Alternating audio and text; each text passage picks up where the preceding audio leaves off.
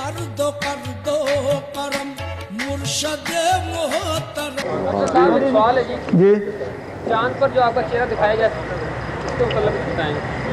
लेकिन पहली बात तो है, इतना बड़ा झूठ हम बोल नहीं सकते ना।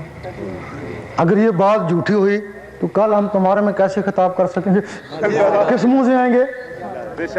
हमने इसकी पूरी तहकीक करी है, आखिर में ये फोटो में आ गया है, कैमरे में आ गया है, कैमरे में आया, रसालों में आना शुरू हो गया। अब अगर हम कहेंगे ये गलत है, फिर लोग हमको कहते हैं ये छुपाता है।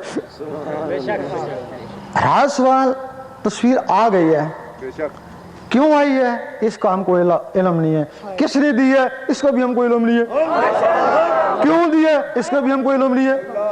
पहले लोगों ने देखी है, फिर हमको बताई है, फिर हमने देखी तो फिर हमको नजर आई, फिर हमने भी इकरार किया है ना।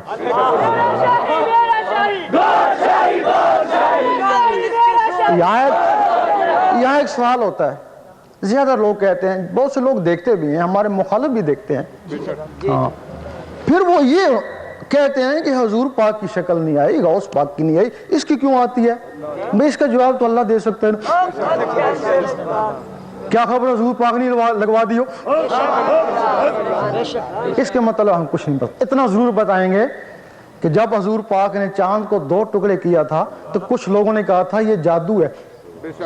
हुजूर पाक ने फरमाया था चांद पे जादू नहीं हो सकता। इतना हमारा ईमान है कि जादू नहीं हो सकता।